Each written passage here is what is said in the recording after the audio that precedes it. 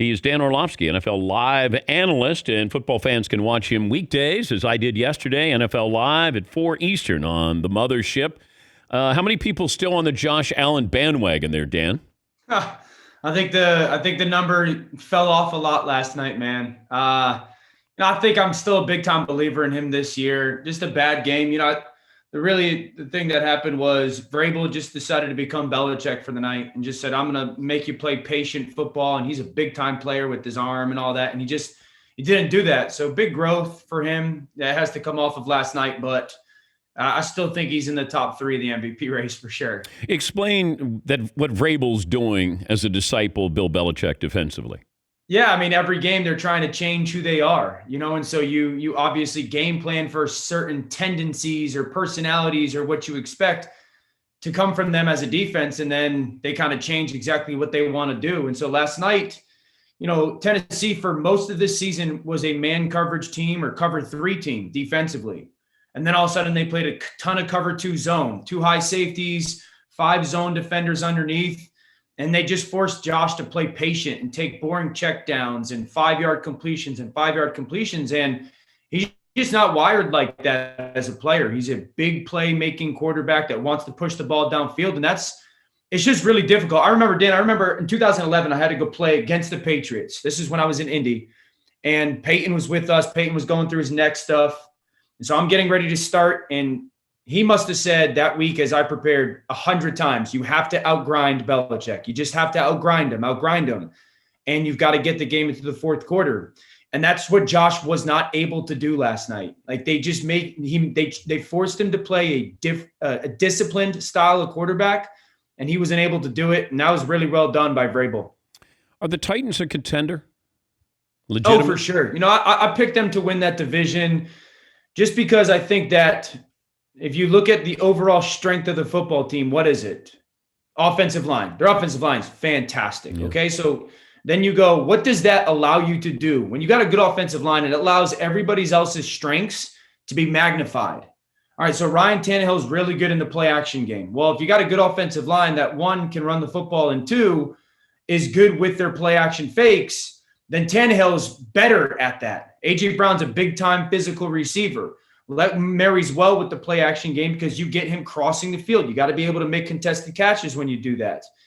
And then, their play caller, Arthur Smith, I think is like one of the more interesting hires of the last 2 years in the NFL. Like when Mike Vrabel made him offensive coordinator 2 years ago, no one heard about the guy. Like I had never heard of him.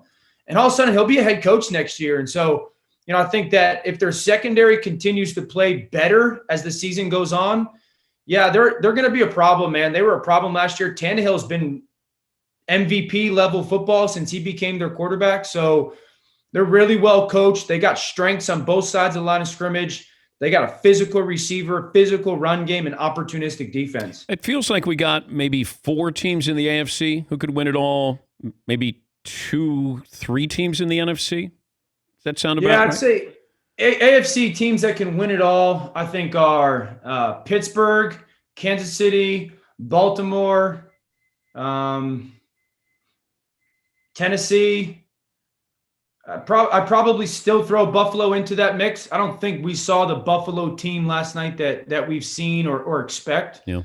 If Indy's quarterback stops throwing the ball to the other team, I think they're in the conversation as well. That ain't happening. But too many question marks at that position. And the NFC, you're looking at Seattle, Green Bay, and Tampa Bay, to me, are the teams that stand out. And the Rams. I think the Rams, with the way that they're playing, are 4 bona fide contenders. And Saints?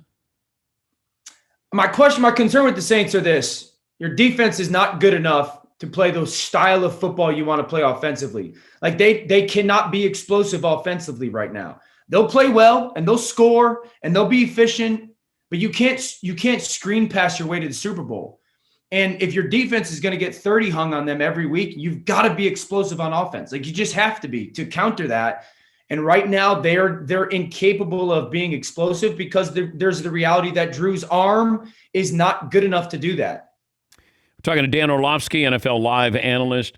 The Le'Veon Bell situation's interesting because when he was with Pittsburgh, I said, I don't want to give a running back a second contract. I can find running backs. I know Le'Veon Bell was special. I don't want to give you that kind of money. He goes to the Jets, not a good fix. You got a coach who doesn't want him there. Yeah. And now he's out to pasture, but it feels like Le'Veon Bell still has something.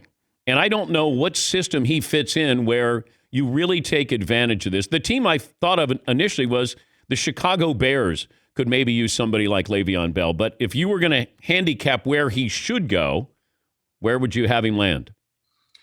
Yeah, I mean, the Bears are certainly high on my list. I'd say Chicago. I'd say Pittsburgh. I'd say Philadelphia. You know, it's teams that you go, okay, because I think it's got to be, one, a contending football team, and two, a team that's got a really strong culture. Chicago, Pittsburgh, Philadelphia, Seattle, no. Green Bay, no. I don't see New England. Why is it every time a player's available, we always say New England? Because Belichick's always the king of like, hey, I'll buy low and make this player that just got released. It used to be this brand name player into a really good one. You know, I don't see New England. I just don't. I think Pittsburgh's a really good fit. I think Philly's got to get somebody outside of Miles Sanders to be a part of that offense.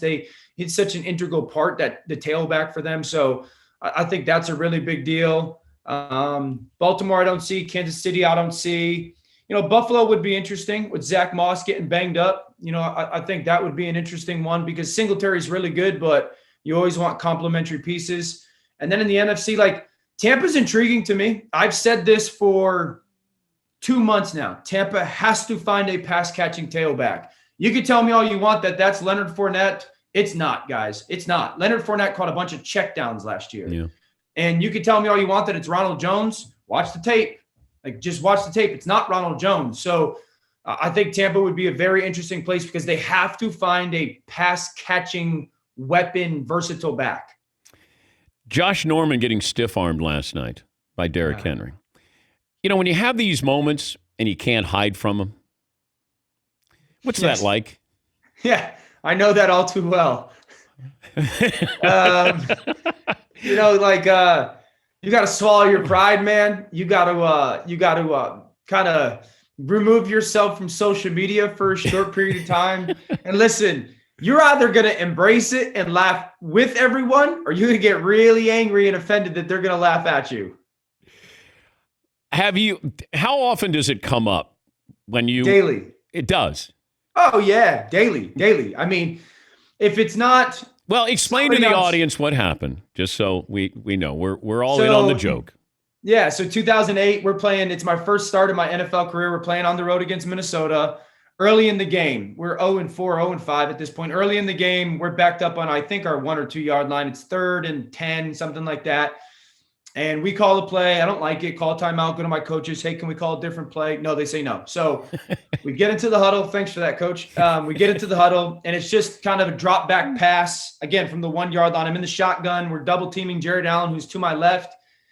We decide to not double team Jared Allen. He splits the double team. And just like in a reaction thing, I move backwards and sideways at the same time, but more backwards than sideways. And I step out of bounds, untouched, for a safety. I'm actually running out of bounds by a good yard before ever realizing I'm out of bounds. So, you know, that ends up being a safety. We lose that game 12-10. We go 0-16, ironically. And so I'd say it comes up every day, man. With someone tries to remind me, like, Dan, you ran out of the end zone. Guys, I'm completely aware of that. Like, I was there. So I find it pretty funny, man.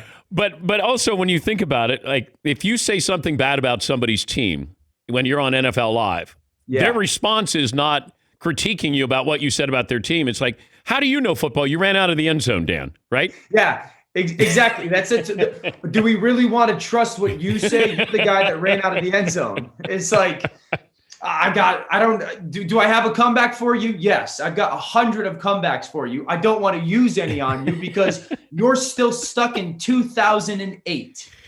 Well, Chris Webber had the Timeout Foundation. Did you name your foundation back of the end zone or out of the end zone, or?